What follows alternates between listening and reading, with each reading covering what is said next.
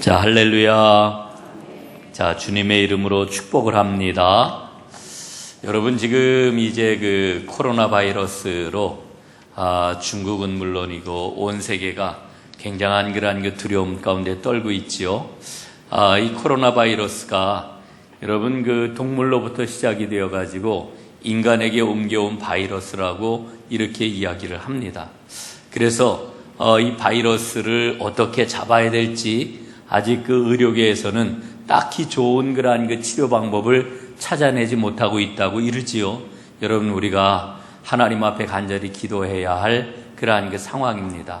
우리 하나님 앞에 간절히 기도하고 하나님의 도움과 은혜를 구하여서 하나님께서 속히 이 어려움의 때를 지나가게 하시고 이 상황을 통해 가지고 우리가 얼마나 연약한 존재인지 하나님 앞에 겸손하게 우리 자신을 돌아보는 그러한 은혜가 있었으면 좋겠습니다. 자, 오늘 이제 여러분들과 함께 살펴볼 그러한 제목은 세 종류의 사람이라고 하는 제목으로 주제를 가지고 이제 은혜를 나누려고 합니다. 오늘 선교지향 은총의 숲제자 양육 성경 공부 5번째 1학기 시간 5번째 시간이 되겠습니다. 자, 성경은 우리에게 세 종류의 사람이 있다고 하는 것을 일러주고 있습니다. 첫 번째로는 하나님을 모르고 세상 즐거움을 추구하면서 살아가는 사람. 두 번째로는 하나님을 알기는 하지만 구원의 확신을 갖지 못하고 있는 사람. 세 번째로는 우리 주님께서 이루신 완전한 구원의 은혜를 받아들이고 그 가운데에서 그 구원의 은혜를 누리며 살아가는 사람. 이렇게 세 종류가 있다라고 하는 것을 일러주고 있습니다. 요한복음 19장 30절에 보면은 예수님께서 십자가 위에서 돌아가실 때 뭐라고 말씀을 하셨는가 하니 다 이루었다. 이렇게 말씀을 하시죠. 이게 6번째 말씀입니다.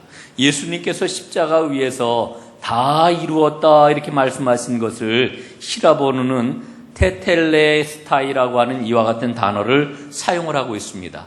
테텔레스타이라고 하는 이 단어의 뜻이 뭐냐 하면은요, 모든 것을 다 마쳤을 때 외치던 그와 같은 용어라고 이렇게 이야기를 합니다. 이를테면은 그림을 그리던 화가가 그림을 다 그리고 나서 붓을 딱 놓으면서 외치는 말이 테텔레스타이, 그러니까 다 마쳤다, 뭐 이렇게 이야기를 했다고 그래요. 또 장사하는 사람은 뭐라고 이야기를 했느냐 하면은 이제 그가 갚아야 할 모든 부채들을 다 갚은 다음에 테텔레스타이라고 하는 이와 같은 단어를 사용을 했습니다. 그러니까 이때도 빚을 다 갚고 모든 것이 끝났다라고 하는 그런 의미가 이 안에 담겨 있는 거지요. 또 성전에서 제사를 집례하던 제사장들이 뭐라고 이야기를 했는가 하니 제물을 살펴본 후에 이건 합당한 제물이다 이렇게 이야기를 했을 때에는 흠없이 완전하다 이래가지고 테텔레스타이라고 하는 말을 이제 했다라고 하는 거지요. 그러니까 예수님께서 십자가 위에서 테텔레스타이라고 이렇게 외치셨던 것은 예수님이 그리스도로서 모든 사역을 다 마치셨다, 다 이루셨다라고 하는 이와 같은 의미가 이 안에 담겨 있는 거지요. 다시 말씀을 드리면은 예수님께서 다 이루셨다라고 이렇게 말씀하셨던 이 말씀은 우리의 구원을 선포하신 놀라운 은혜와 축복의 그러한 그 단어다 이렇게 이야기를 할 수가 있는 겁니다. 여러분, 예수님께서 다 이루셨다 이렇게 말씀하심으로 말미암아서 우리는 하나님의 은혜 아래에 있는 사람이 된 것입니다. 자, 여러분, 오늘 이제 성경 말씀을 통해 가지고 세 종류의 그러한 그 사람들을 조금 더 구체적으로 살펴보도록 하겠습니다. 첫 번째 말씀은 고린도전서 2장 14절 말씀입니다. 우리 한번 함께 읽어보겠습니다. 고린도전서 2장 14절 시작. 육에 속한 사람은 하나님의 성령의 일들을 받지 아니하나니 이는 그것들이 그에게는 어리석게 보임이요 또 그는 그것들을 알 수도 없나니 그러한 일은 영적으로 분별되기 때문이라. 아멘. 자, 여러분, 오늘 이 고린도전서 2장 14절은 뭐라고 그래요? 육에 속한 사람은 이렇게 이야기를 합니다. 육에 속한 사람이 있다는 거예요. 육에 속한 사람은 어떤 사람이냐? 하나님의 성령의 일들을 받지 않는 사람이래요. 또 이 성령의 일들을 어리석게 보는 이와 같은 사람이래요. 왜냐하면은 이 육에 속한 사람은 이 성령의 일, 하나님의 일을 알 수도 없고 또 그것을 분별할 수도 없기 때문이다. 성경은 이렇게 우리에게 일러주고 있는 거지요. 자, 여러분 한번 보십시오. 많은 사람들이 이렇게 이야기를 해요. 아유, 예수 믿으세요. 교회 좀 다니세요. 이제 생명을 얻으셔야지요. 이렇게 이야기를 하면은 뭐라고 반응을 합니까? 아유, 예수를 믿어요? 믿음을 가져요? 신앙을 가져요? 그건 좀 어리석은 일 아닙니까? 그 얼마나 비합리적입니까? 얼마나 비이성적입니까? 그 옛날 사람들이나 신앙을 갖는 거지 요즘 시대에 무슨 신앙을 갖습니까? 이렇게 이야기하는 사람들이 굉장히 많습니다. 여러분, 이 사람은 지금 어디에 지금 속한 사람이라고 이야기할 수 있어요? 육에 속한 사람이다, 이렇게 이야기할 수 있는 겁니다. 여러분, 이 사람은 지금 예수님의 십자가 구원을 이야기를 해도 하나님께서 이루신 놀라운 은혜의 그러한 그 말씀을 들려주어도 그것을 이해하지를 못해요. 그걸 받아들이지를 않아요. 왜 그렇습니까? 왜? 보이지가 않기 때문에 그런 거지요.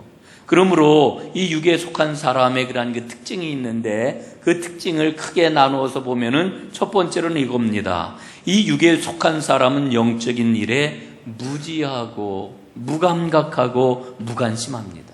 첫째는 무지하고요, 둘째는 무감각하고요, 셋째는 무관심합니다. 예? 눈에 보이는 것만이 다라고 생각을 하는 거지요. 그래서 세상 지식이 아무리 풍성하고 경험이 많다 할지라도 영적으로 무식한 이와 같은 상황 가운데 있는 사람이 바로 육에 속한 사람이라고 이야기를 할 수가 있는 거지요. 그러다 보니 여러분, 하나님의 말씀이 얼마나 하찮아 보이겠습니까? 예? 아니, 이거는 뭐 말도 안 돼. 이게 도대체 무슨 의미가 있어? 이 말씀에 왜 목숨을 걸어? 이 말씀이 뭐라고? 이렇게 생각을 하는 겁니다. 여러분, 그러니까 이런 그 육에 속한 사람에게 모든 사람은 다 죄인입니다, 이렇게 이야기를 하면 발끈합니다. 아니, 왜 멀쩡한 사람을 가지고 죄인이라고 하는 겁니까? 내가 그래도 얼마나 괜찮은 삶을 사는 사람인데 죄인이라니요. 예? 그런 얘기하지 마시오 라고 이렇게 당장 반응을 하는 거지요. 여러분, 그런 사람을 성경은 육에 속한 사람이라고 이야기를 하고, 우리가 제일 첫날 살펴봤던 것처럼 이런 사람은 또 뭐라고 이야기할 수 있습니까? 잠자는 자, 아직 깨어나지 못한 자, 이렇게 이야기를 할 수가 있는 거지요. 두 번째로 육에 속한 사람의 특징이 있는데 그 특징이 뭐냐? 진리를 모르기 때문에 거짓 평안 속에서 살아가는 겁니다. 예? 거짓 평안 속에서. 내 건강은 내가 알아서 한다니까 자꾸 그러지 말아요, 이렇게 이야기를 하지요. 여러분, 저는 참 감사한 일이 있었습니다.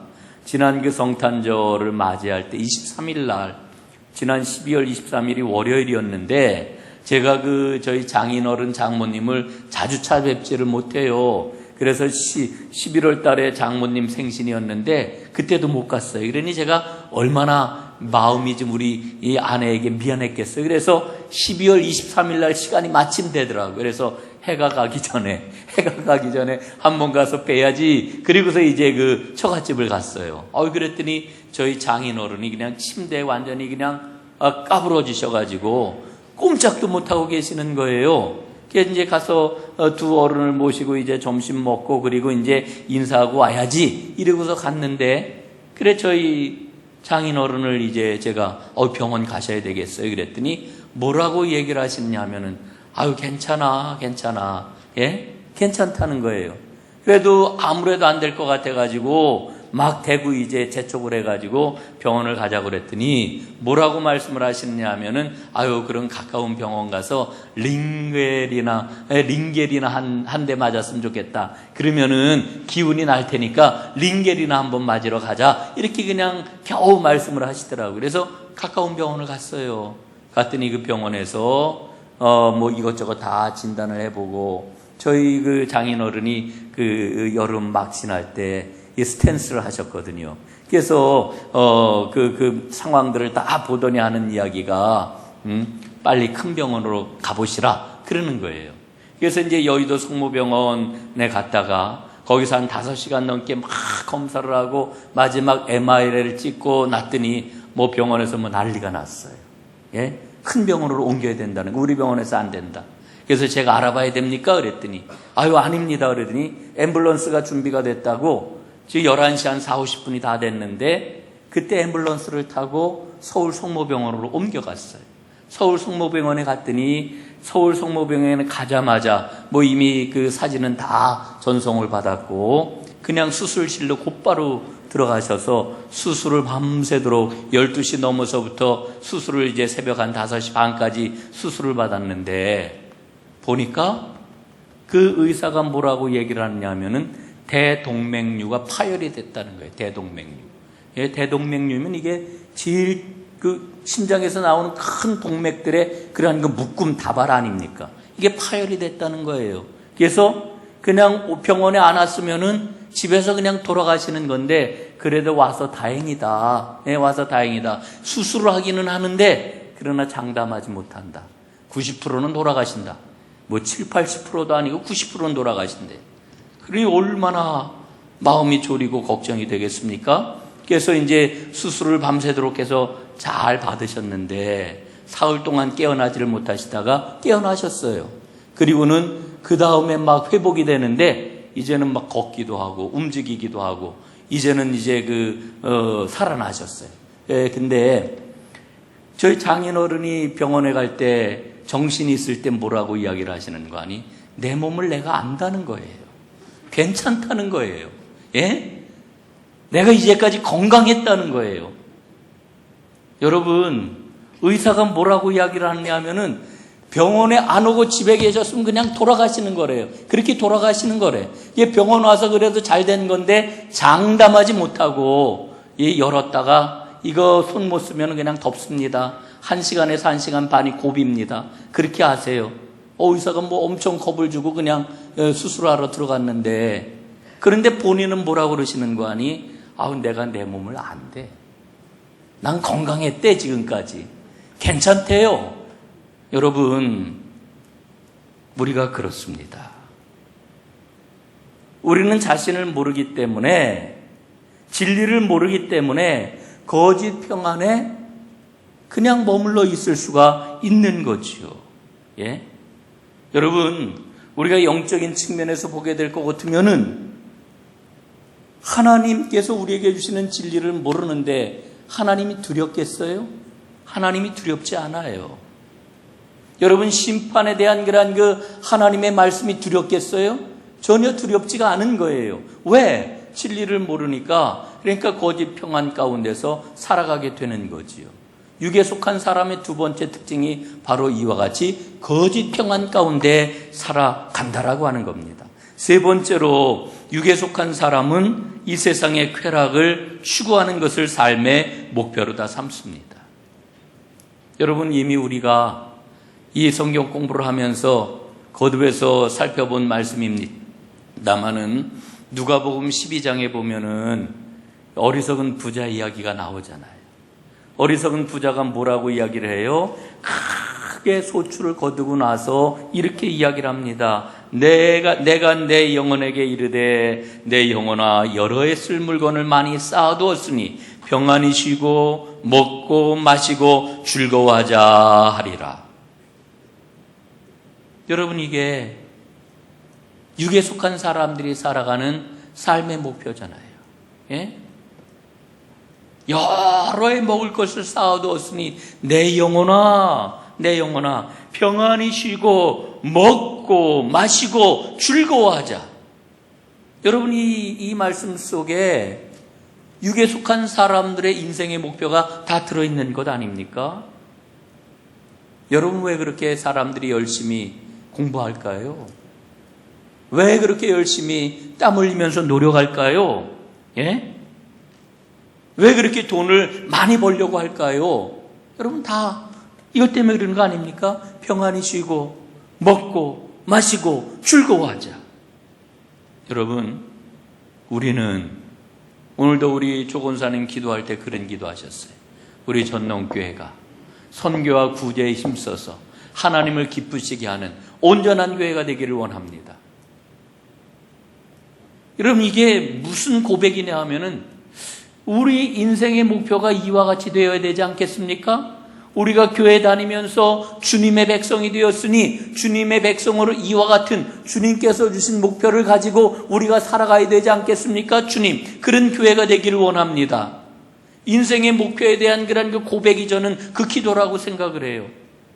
여러분, 세상 사람들 일은 물론 그래도 좀 착하게 살아야지, 좀 좋은 일 하면서 살아야지, 이런 마음들이 우리에게는 다 있지만, 여러분, 이렇게 대놓고 하나님이 기뻐하시는 일, 하나님께서 원하시는 일, 이 땅에 하나님 나라를 이루는 일, 이 일을 위하여서 힘쓰고 애쓰고 거기에다가 우리가 목표를 정하고 집중하며 힘을 모아 살아가야지. 여러분, 세상 사람들 이런 삶 살지를 않아요. 우리가 주 안에서 구원받고 하나님의 백성이 되었기 때문에 이와 같은 목표를 가지고 우리는 살아가고 있는 것 아니겠습니까? 이게 우리의 고민이고 이게 우리의 기도 제목인 것입니다. 여러분, 육에 속한 사람은 그러질 않지요. 눈에 보이는 것이, 눈에 보이는 즐거움과 쾌락이 삶의 목표인 것입니다. 그렇다면은 이제 우리가 어떻게 육에 속한 상태에서 벗어날 수가 있겠습니까? 첫 번째로는 하나님의 강력한 손길에 맞닥뜨리게 될 때에 육에 속한 상태에서 벗어날 수 있습니다. 이건 우리가 참 많이 경험하는 바예요. 제가 이 병에 대한 이야기를 했는데, 저희 아버님이 제가 초등학교 2학년 때 아마 69년도일 것 같아요. 제가 생각을 해보니까 저희 아버지가 맹장 수술을 받으셨어요. 맹장 수술을. 그 수원에서 저희가 살고 있던 비봉이라고 그러는 곳이 한 5, 60리 정도 떨어진 곳인데, 밤새도록 아파하시다가 병원을 갔어요. 수원 기독병원에. 그래서 이제 수술을 받았어요. 그래, 맹장이 터졌대요. 그렇지만 수술이 잘 됐대요. 그래서 이제 다 수술하고 이제 퇴원을 해가지고 집으로 돌아오셨어요. 그런데 몇 날이 지났는지 저는 어려서 잘 기억이 안 나는데, 하여간 덧났어요. 보니까 이 맹장이 터져가지고 생기는 그 병이 뭡니까, 이게 안에? 예? 복막염. 이게 복막염으로 다 번진 거예요. 그래가지고 이제 다시 병원에 갔는데, 병원에 가서 수술을 아주 굉장히 오래 하셨던 걸로 제가 기억을 해요. 그리고 수술에 대한 이야기를 어른들 얘기하시는 것을 옆에서 듣고 제가 지금 기억하는 게 뭐냐면은, 이 안에 창자가 제대로 온전한 게 없어가지고 다 꺼내가지고 세척을 하고 잘라낼 건 잘라내고 이을 건 있고 뭐 이래가지고 저희 아버님 보면은 이 명치에서부터 배꼽 밑에까지가 완전히 절개가 된 그 모습을 제가 어려서 목욕탕 가서 참 많이 봤어요. 굉장히 좀 흉측하더라고요. 예? 근데 그 당시만 해도 이게 의술이라는 69년도 우리나라 수준을 한번 생각을 해보세요. 의술이라고 그러는 게 이 복막염 하나 잘 처리를 할 수 있는 그런 그 의술이 안 되었던 것 같아요, 제 생각엔. 병원에서는 하여간 최선을 다했다고 그러는데, 많은 사람들이 뒤에서 하던 이야기를 어린 제가 들었어요. 아이고, 이 사람 죽는데, 거의 죽는데, 예? 그거 안 됐네. 어떻게 좀 회복돼야 될 텐데, 그거 애들도 저렇게 어리고 그런데 저 죽으면 어떡해? 뭐 이런 이야기들 하는 거를 제가 많이 들었어요. 아버님이 하여간 병원에 계시다가 퇴원을 해가지고 저희 집이 아니라 이제 고향으로 들어가셨어요. 예. 옛날에 그 철제이 그 침대 이렇게 해가지고 이제 그 집에 이제 고향 집에 들어가 계셨는데, 그때 제 기억에 우리 아버지가 하나님 앞에 우리 어머니와 온 식구들 앞에 다 함께 마음을 모아 기도했던 기도의 제목이 있어요. 하나님, 이제까지 하나님의 은혜 가운데 거하지를 못했습니다. 하나님의 은혜를 그렇게 많이 받았는데도 불구하고 하나님의 뜻대로 살지를 못했습니다. 하나님, 건강 주시면 하나님 뜻대로, 하나님이 원하시는 대로, 하나님께서 기뻐하시는 삶을 살겠습니다. 아마 이런 기도를 들으셨던 것 같아요. 근데 다 죽는다고 그랬는데 아버지가 그때 살아나셨어요. 여러분, 우리가 인생을 살다 보면은 이러저러한 힘들고 어려운 상황들을 만나요. 건강의 문제로, 혹은 물질의 문제로, 혹은 관계의 문제로, 혹은 사업의 문제로, 혹은 자녀의 문제로, 온갖 가지 유형의 문제들을 통해 가지고 우리 인간의 내 힘과 내 능력 가지고 해결하지 못하는 이런 문제들을 맞닥뜨릴 때가 있어요. 여러분, 그런데 그때가 언제냐? 바로 하나님의 강력한 은혜의 손길을 체험하는 그와 같은 순간인 거지요. 그럴 때 우리는 육에 속한 사람에서 하나님의 그러한 그 영적인 역사가 무엇인지를 발견하는 새로운 삶으로 점프하게 되는 거예요. 여러분, 혹시 삶 가운데 어려움, 나의 힘과 나의 능력과 나의 힘 가지고서는 안 되는 이와 같은 상황들을 만났을 때에 나를 만나주시는 하나님의 은혜를 꼭 체험하고 육에 속한 사람이 아니라 하나님께 속한 하나님의 새로운 사람들로 거듭나는 은혜가 있기를 간절히 바랍니다. 두 번째로는 하나님의 말씀을 통해서 영적인 잠에서 깨어날 수가 있습니다. 성경을 통해서, 성경 말씀을 통해서. 여러분, 하나님의 말씀은 어떻다고요? 우리의 심령과 골수와 관절까지도 찔러 쪼갠다고 그랬어요. 말씀은 살아있고 활동력이 있기 때문에 우리의 심령과 및 골수와 관절까지도 찔러 쪼개고 우리의 생각까지도 감찰하시고 우리를 새로운 사람을 만들 능력이 그 안에 있다라고 하는 거지요.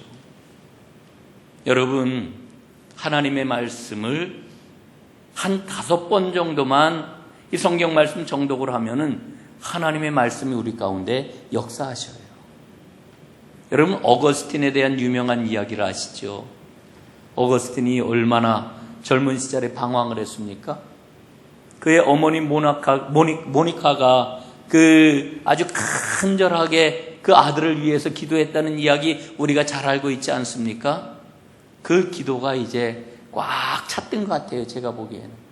그 어머니의 눈물 어린 그 기도가 그냥 하늘에 상달되고 꽉 찼는데 어느 날 그 쾌락과 자기의 그 주관에 확 사로잡혀가지고 정신없이 살고 있던 어거스틴이 굉장히 한낮이 되도록 잠을 자고 있었는데 아이들이 밖에서 노래하는 소리를 들었다는 거지요. 그런데 그 노랫소리가 어떤 노랫소리 들렸냐 하면은 펼쳐 읽어라, 펼쳐 읽어라. 일어나 펼쳐 읽어라, 펼쳐 읽어라. 이와 같은 소리로 들렸다는 거 아닙니까? 그래서 자리에서 벌떡 일어나가지고 그의 책상 위에 있던 성경을 쫙 펴서 읽었는데 그때 읽었던 말씀이 어떤 말씀이냐? 로마서 13장 11절 말씀입니다. 이런 말씀이에요. 또한 너희가 이 시기를 알거니와 자다가 깰 때가 되었나니 이는 이제 우리의 구원이 처음 믿을 때보다 가까웠습니다. 지금은 자다가 깰 때라.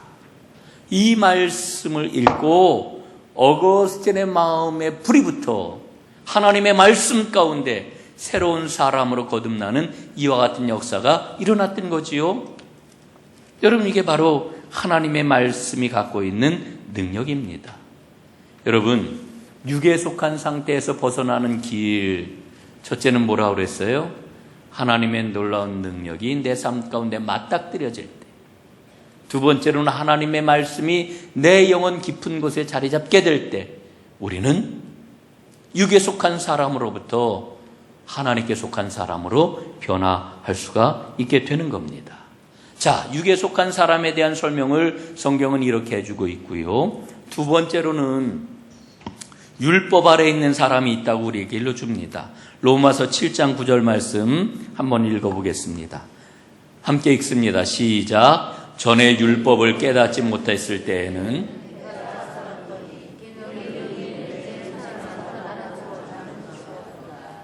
아멘.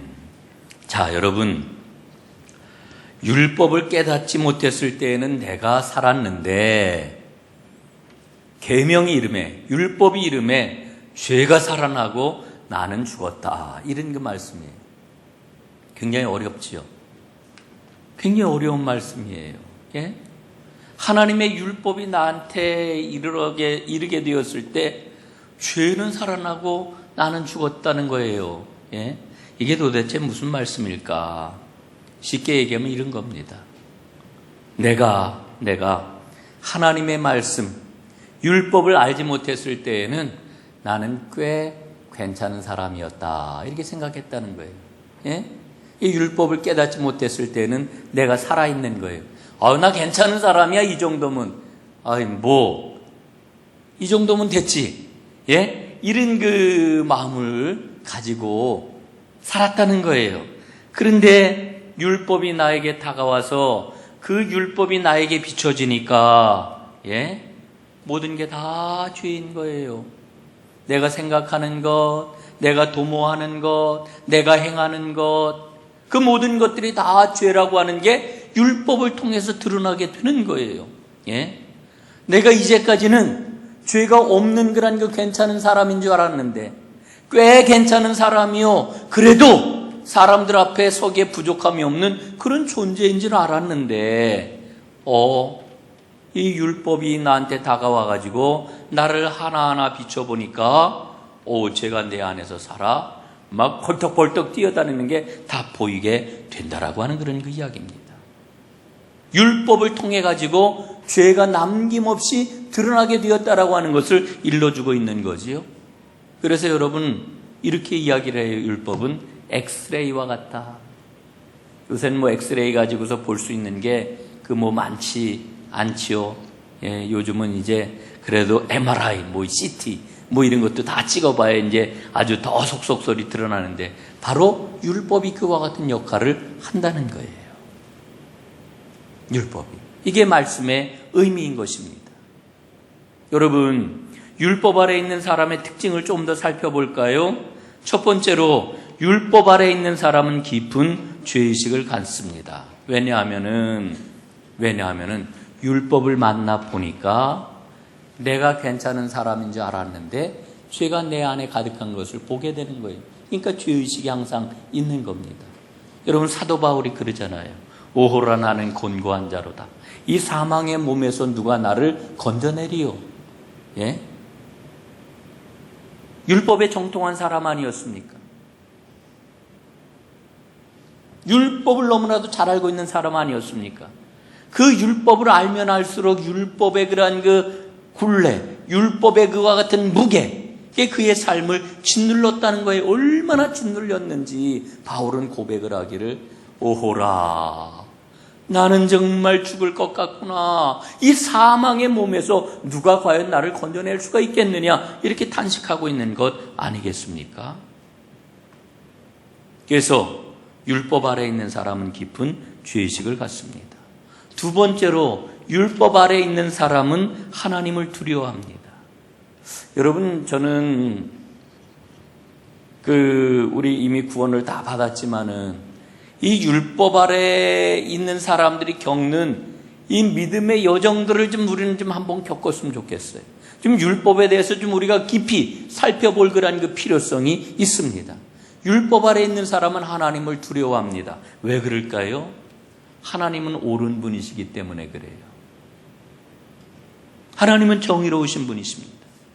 하나님은 심판하는 분이십니다. 그러니까 그 하나님이 얼마나 두려운지 몰라요. 하나님은 왜 나에게 두려우냐? 하나님은 악을 용납하지 못하시고 악을 보지 못하시는 분이기 때문에 그래요. 여러분 이를테면은 이게 성격적인 측면도 있습니다만은 조금이라도 어긋나는 것을 보지 못하는 이와 같은 사람들이 있어요. 예? 이런 분들은 율법을 좀 더 자세하게 볼 필요가 있다고 저는 생각을 해요. 내 안에 율법이 갖고 있는 그런 그 엄중함, 엄밀함 이런 게 지금 작동이 되고 있는 거거든요. 못 보는 거예요, 못 보는 거. 여러분 사실은 하나님께서 그와 같은 기준을 가지고 우리를 보고 계시는 것 아닙니까? 그러니까 그런 하나님을 알기 때문에 하나님이 두려운 거예요. 예. 하박국서 1장 13절 말씀에 보니까 이렇게 우리에게 말씀해 주고 있어요. 하박국 1장 13절 구약의 예언서지요. 한번 들어보십시오. 주께서는 눈이 정결하심으로 악을 참아 보지 못하시며 패역을 참아 보지 못하시거늘, 이렇게 말씀합니다. 하나님의 눈은 정결하시기 때문에 하나님은 차마 악을 보지 못하시고 하나님은 차마 패역을 보지 못하신다, 이렇게 일러주고 있는 겁니다. 여러분, 하나님의 원래 계획이 뭐예요? 사람이 행한 그 행위대로 갚으시는 게 하나님의 계획이에요. 모든 사람들이 행하는 말과 행위에 대해서 분명하게 갚으시는 분이 누구시라고요? 하나님이시라고 하는 그런 그 이야기입니다. 그러니까 하나님을 두려워할 수밖에 없는 거예요, 율법 아래 있는 사람은. 그래서 율법 아래 있는 사람은 평안을 가지지를 못합니다.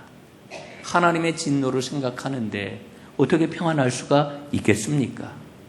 이 율법이 주는 두려움에서 벗어날 수 있는 길이 뭘까요? 사도행전 16장 31절입니다.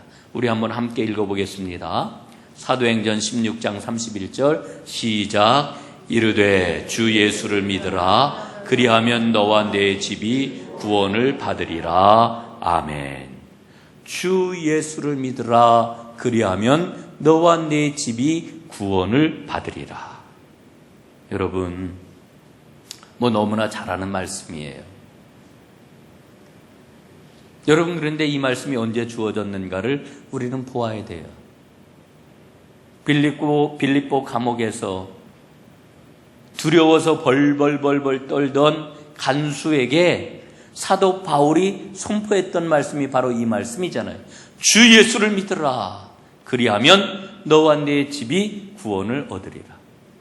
여러분, 율법 아래에 있는 인간에게 하나님께서 하시는 말씀이 바로 이 말씀이에요. 주 예수를 믿으라. 그리하면 너와 내 집이 구원을 얻으리라. 여러분, 우리는 육에 속한 사람도 아니요, 율법 아래에 있는 사람도 아니요.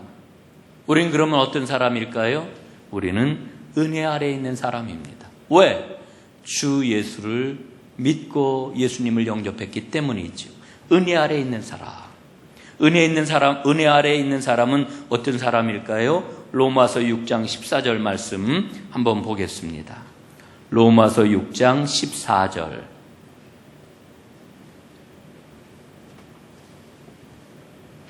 우리 함께 읽어보겠습니다. 시작. 죄가 너희를 주장하지 못하리니 이는 너희가 법 아래에 있지 아니하고 은혜 아래에 있음이라. 아멘. 여러분, 죄를 누가 알려주느냐 하면 율법이 알려주는 거예요. 법이 없으면 죄가 없어요. 예? 법이 없으면 죄가 없는 거예요. 법을 어긴 게 죄예요. 예, 그냥 생각해도 그렇고요. 법정 용어로 생각을 해도 그래요. 예? 이런 법을 어긴 게 죄입니다. 죄가 너희를 주장하지 못할 것이다. 오늘 로마서는 우리에게 일러주고 있는데 왜 그러냐 하면은 우리는 율법 아래에 있는 사람이 아니라 어디 아래에 있어요? 하나님의 은혜 아래에 있는 사람이기 때문에 죄가 더 이상 우리에게 주권을 가지고 우리를 주장하지 못한다, 이렇게 말씀을 해주고 있는 거지. 이게 은혜 아래에 있는 사람이에요. 그러면은 은혜 아래에 있는 사람은 보다 더 구체적으로 어떤 사람이냐? 첫 번째, 은혜 아래에 있는 사람은 나의 모든 죄가 죄 없으신 예수 그리스도에게 돌려졌다라고 하는 것을 분명하게 확신하고 그것을 보는 사람, 이게 은혜 아래에 있는 사람이에요. 예? 갈라디아서 3장 13절 말씀, 아주 중요한 말씀이죠. 우리 한번 함께 읽어보겠습니다. 그리스도께서 우리를 위하여 저주를 받은 바 되사 율법의 저주에서 우리를 속량하셨으니 기록된 바 나무에 달린 자마다 저주 아래에 있는 자라 하였음이라. 아멘. 자, 여러분, 예수님이 우리를 위해서 저주를 받으셨어요. 나무에 달려, 십자가에 달려 죽으셨어요. 그 십자가에 달려 죽으신 것이 바로 율법 아래에서 죽으셨다라고 하는 것을 분명하게 일러주고 있는 거죠. 그러니까 예수님께서 우리를 위해서 저주를 다 받으시고 우리에게 있는 죄의 저주를 당신에게로 돌리셨단 말이에요. 이것을 분명하게 믿고 이것을 보는 사람이 은혜 아래 있는 사람이다 라고 하는 그러한 그 이야기죠. 여러분, 그러므로 죄가 가져다주는 저주, 죄가 가져다주는 사망, 죽음, 이와 같은 말은 우리하고 상관없는 말이 되었습니다. 이게 은혜예요. 자, 두 번째로는 은혜 아래에 있는 사람은 천국의 상속자이기 때문에 죽음을 두려워하지 않습니다. 자, 우리 장례식 때마다 늘 읽는 말씀이죠. 고린도후서 5장 1절 말씀 함께 읽어보겠습니다. 시작. 만일 땅에 있는 우리의 장막집이 무너지면 곧 손으로 지은 것이 아니요 하늘에 있는 영원한 집이 우리에게 있는 줄 아느니라. 아멘. 여러분, 여기에서 말하는 장막이라고 하는 것은 우리의 육신을 가리키는 거지. 이 땅에 있는 육신은 다 무너지게 되어 있습니다. 그러면 우리 하나님께서는 우리 손으로, 우리의 힘으로, 우리의 능력으로 지은 것이 아닌 하늘에 있는 영원한 집을 우리에게 허락해 주신다라고 하는 거죠. 이걸 분명히 알기 때문에 은혜 아래에 있는 사람은 죽음을 두려워하지 않는 거지요. 우리 교회에도 아마 그런 분이 계셨던 걸로 제가 알고 있는데, 제가 이렇게 쭉 여러 교인들 만나보고 또 여러 교회에 있는 그러한 이야기들을 이렇게 들어보면은 제가 그런 얘기 참 많이 들었어요. 어떤 권사님, 어떤 권사님이 신앙이 좋으신 분인데 자녀들을 불러놓고 얘기를 했대요. 얘야, 나는 하나님께 내일 아침에 이제 간다. 아니, 어머니 이게 무슨 말씀이세요?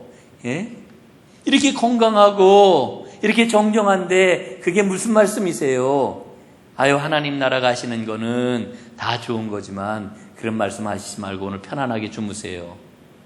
그런데 아니야, 나 내일 아침에 이제 하나님께 가. 그런데 아침에 일어나시지를 않아서 들어가 보니까 정말 소천하신 거예요. 돌아가신 거예요. 여러분, 이런 이야기들 참 많이 들어요. 많이 듣습니다. 여러분, 우리 믿음이 땅 위의 것만 바라보는 그런 믿음이라고 하면은 여러분이 얼마나 우리의 삶이 한심한 삶일까를 생각을 해봅니다. 만약에 땅 위의 것만을 바라보는 삶이라고 하면은 우리 세상 사람들하고 똑같이 살아야지요. 세상 사람들보다 더 멋지게만 뭔가를 이루면서 살아야지요. 아니잖아요. 우리에겐 영원한 집이 있잖아요. 우리의 손으로 지은 것이 아니라 하나님께서 예비해 놓으신, 이게 바로 은혜 아래에 있는 사람의 모습이라고 하는 거지요. 마지막으로 세 번째, 은혜 아래에 있는 사람은 끊을 수 없는 하나님의 사랑을 맛보면서 살아가는 사람이다, 이렇게 이야기를 할 수 있습니다. 자, 여러분, 로마서 8장 38절 그 다음에 39절 함께 읽어보겠습니다. 시작. 내가 확신하노니 사망이나 생명이나 천사들이나 권세자들이나 현재일이나 장래일이나 능력이나 높음이나 깊음이나 다른 어떤 피조물이라도 우리를 우리 주 그리스도 예수 안에 있는 하나님의 사랑에서 끊을 수 없으리라. 아멘. 여러분, 우리는 주 예수 그리스도의 사랑 가운데 살아가고 있는 사람인데, 그 사랑은 어느 것도, 이 땅에 있는 그 어느 것도 끊을 수가 없다는 거예요. 여러분, 찰스 콜슨이라고 하는 사람이 있어요. 미국 사람인데 이 사람이 쓴 책이 있습니다. 내가 틀렸었다라고 하는 그와 같은 자서전을 썼어요. 이 사람이 뭐 하는 사람이었느냐 하면은 그 유명한 닉슨 대통령의 특별 보좌관을 했던 사람이에요. 그는 그 책에서 이런 고백을 합니다. 나는 40년 동안 세상을 얻기 위해 전 생애를 투자했습니다. 그렇게 해서 나는 성공했습니다. 닉슨 대통령의 특별 보좌관으로 닉슨에게 가장 큰 영향력을 행사하는 사람이 되었고, 닉슨은 나를 전적으로 신뢰했습니다. 그러나 그렇게 해서 얻은 성공과 세상에서 내가 가질 수 있던 모든 것들은 한순간에 다 날아가 버리고 말았습니다. 그리고 나는 차가운 감옥 바닥에 앉게 되었습니다. 그때 비로소 나는 감옥이 하나님의 사랑의 울타리라고 하는 것을 알게 되었습니다. 여러분, 이 찰스 콜슨은요, 감옥 가기 전에는 닉슨 대통령의 아주 최측근, 닉슨을 움직이는 그와 같은 복심으로 유명했지만은 감옥에 간 다음에 그는 교도소 선교 운동으로 아주 유명한 사람이 되었습니다. 닉슨의 최고급 참모였는데 그러면서 온갖 부귀와 영화와 권세를 다 누렸지만은 여러분 아실 거예요. 워터게이트 사건의 그러한 그 주범이 되어가지고 감옥에 가는 그런 신세가 되었던 거죠. 그는 완전히 땅바닥에 떨어진 겁니다. 그런데 감옥 안에서 어려서부터 가졌던 신앙을 비로소 다시 붙잡고 그 신앙을 회복하게 되었습니다. 그리고 하나님 앞에 철저하게 자신의 삶을 돌아보고 내가 틀렸구나. 내가 틀린 길을 걸어왔구나. 회개를 하고 하나님의 사랑을 붙잡았습니다. 하나님의 은혜 아래에 있는 자신의 모습을 새롭게 보게 된 것이지요. 그리고는 겸손하게 가장 낮은 자가 되어서 남은 여생을 감옥에 갇힌 사람들에게 복음을 전하는 사명자로 살게 되었던 겁니다. 여러분, 이 찰스 콜슨의 모습이야말로 은혜 아래 있는 삶이 무엇인지를 우리에게 분명하게 보여주고 있는 거지. 여러분, 세 종류의 사람이 있습니다. 육에 속한 사람, 율법 아래 있는 사람, 은혜 아래 있는 사람. 여러분, 우리가 예수를 믿는다고 교회 다닌다고 해가지고 다 은혜 아래 있는 사람이 아닙니다. 어떤 경우에는 아직도 육에 속한 사람으로 살아갈 수 있어요. 어떤 경우에는 율법 아래에서 율법의 지배를 받으면서 살아가는 그런 모습을 가질 수가 있어요. 그러나 궁극적으로 우리가 은혜 가운데 살아가는 사람이 되어야 한다라고 하는 것은 이건 어느 누구도 부정할 수 없는 거잖아요. 오늘 이 저녁 하나님 앞에 나오신 여러분, 오늘 나의 믿음이 어느 단계에 와 있나요?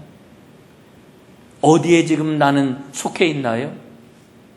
나는 육에 속한 사람도 아니요, 율법 아래 있는 사람도 아니요, 하나님의 은혜 가운데 거하는 은혜 아래 있는 사람이 되어서 하나님께서 마음껏 사용하시고 나를 통하여 하나님 나라가 멋지고 아름답게 드러나는 빛나는 삶을 살아가는 그와 같은 축복을 누려야 되지 않겠습니까? 이 은혜가 오늘 여러분에게 또 저에게 우리 공동체에 가득 넘치기를 주님의 이름으로 축원합니다. 기도하겠습니다.